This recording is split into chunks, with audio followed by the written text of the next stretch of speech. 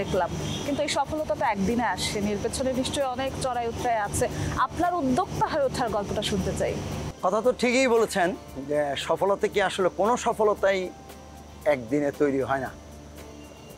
একটা ইংলিশে একটা বিখ্যাত কথা বলে আর কি, Rome was not built in a day.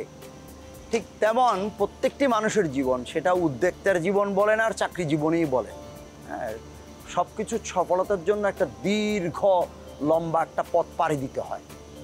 এই লম্বা পথটা পাড়ি দেওয়ার জন্য যে ধৈর্যটা লাগে, সেই ধৈর্য যারা উতরাইতে পারে তারাই আসলে সফল হইতে পারে।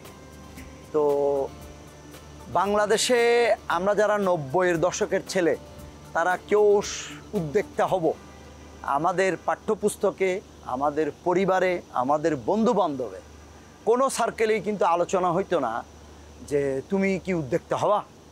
উদ্যোক্তা কী জিনিস আমার মনে হয় 90 দশকের ছেলেরা জানে না।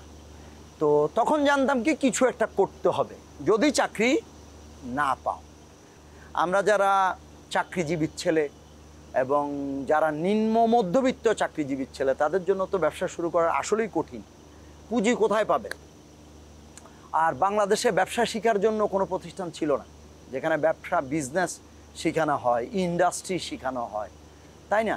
তো নিজে নিজেই শুরু করা, নিজে নিজেই লাথি খাওয়া, নিজে নিজেই ধাক্কা খাওয়া, নিজে নিজেই উষ্ঠে পড়ে যাওয়া, সেখান থেকে আবার নিজে নিজেই উঠা, এই চড়াই উতরাই যেটাকে বাংলা ভাষায় বলে, সেই চড়াই উতরাইয়ের মধ্যে দিয়েই আজকের এই পর্যায়ে আসা।